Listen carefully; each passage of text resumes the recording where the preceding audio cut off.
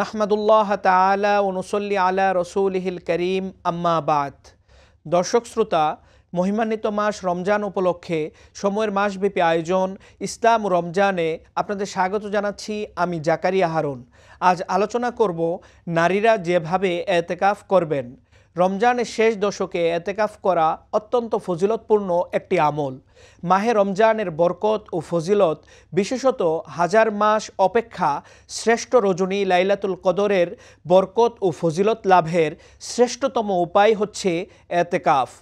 এতেকাফের ফজিলত সম্পর্কে রাসূল সাল্লাল্লাহু আলাইহি ওয়াসাল্লাম বলেন, মহান আল্লাহর সন্তুষ্টির নিয়তে যে ব্যক্তি মাত্র একদিন এতেকাফ করবে, আল্লাহ তার ও জাহান্নামের মাঝে 3টি পরীক্ষার সমান দূরত্ব সৃষ্টি করে দিবেন। প্রতিটি পরীক্ষার দূরত্ব হবে আসমান জমিনের মধ্যবর্তী দূরত্বের সমান। এতেকাফ শুধু পুরুষের জন্য নয়, বরং নারীদের জন্য এতেকাফের বিধান রয়েছে। রাসূল সাল্লাল্লাহু আলাইহি ওয়াসাল্লামের পবিত্র স্ত্রীরা এতেকাফ করতেন। উম্মুল মুমিনিন হযরত আয়েশা রাদিয়াল্লাহু তাআলা আনহা থেকে বর্ণিত, তিনি বলেন, নবীজি সাল্লাল্লাহু আলাইহি ওয়াসাল্লাম মৃত্যু পর্যন্ত রমজানের শেষ দশকে এতেকাফ করেছেন। তার মৃত্যুর পর তার স্ত্রীগণ এতেকাফ করেছেন। আমাদের দেশে নারীরা খুব কমই এতেকাফ করেন, অথচ এতেকাফ অত্যন্ত সওয়াব ও ফজিলতের আমল। আর নারীদের জন্য এতেকাফ খুব সহজ, কারণ তারা ঘরেই এতেকাফ করবেন। ফলে নিয়ম মেনে সংসারের খোঁজ খবরও নিতে পারবেন। সংসার ঠিক রেখে তাদের এতেকাফও হয়ে যাবে।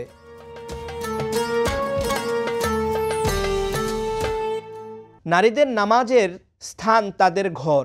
তারা ঘরে নামাজ পড়েও পুরুষের মসজিদে নামাজ আদায়ের সমপরিমাণ সওয়াবের অধিকারী হন বলে সহিহ হাদিস দ্বারা প্রমাণিত। এ অর্থে নারীদের ঘর মসজিদের মতো। তাই নারী ঘরে আর তাদের নামাজ আদায়ের জন্য নির্ধারিত স্থানে এতেকাফ করবেন। যদি আগে থেকেই ঘরে নামাজের জন্য কোনো স্থান নির্ধারিত না থাকে, তাহলে এতেকাফের জন্য একটি স্থান নির্ধারিত করে নেবেন। এরপর সেখানে এতেকাফ করবেন।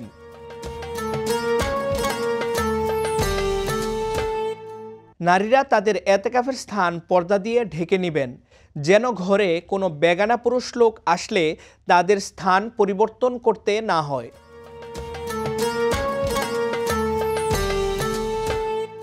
বিবাহিত নারী এতেকাফ করতে চাইলে স্বামীর অনুমতি নিতে হবে। স্বামীর অনুমতি ছাড়া এতেকাফ করা অনুচিত।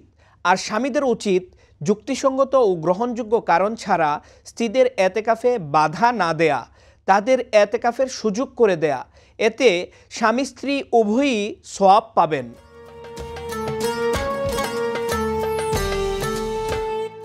নারীদের ঋতুস্রাব অবস্থায় এতেকাফ করা সহি নয়, কেননা এ অবস্থায় রোজা রাখা যায় না।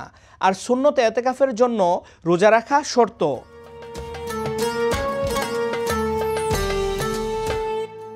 এতেকাফ শুরু করার পর ঋতুস্রাব শুরু হয়ে গেলে এতেকাফ ভেঙে যাবে। পরে শুধু একদিনের এতেকাফ রোজাসহ কাজা করতে হবে।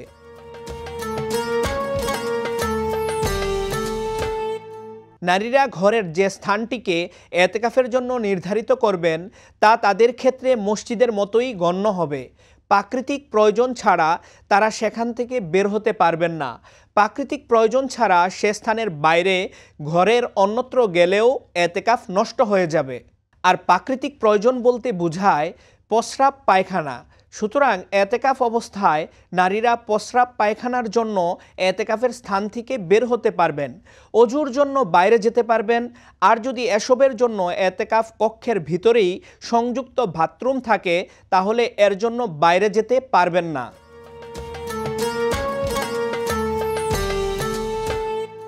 এতেকাফ অবস্থায় নফল নামাজ আদায় করা, কোরআন হাদিস তেলাওয়াত করা, জিকির করা, জ্ঞান শিখা ও শিখানো, ইসলামী বইপত্র পড়া সহ সব সওয়াবের কাজ করা বৈধ। দুনিয়াবি আলোচনা করা, প্রাকৃতিক প্রয়োজন ছাড়া এতেকাফের স্থান ত্যাগ করার অনুমতি নেই।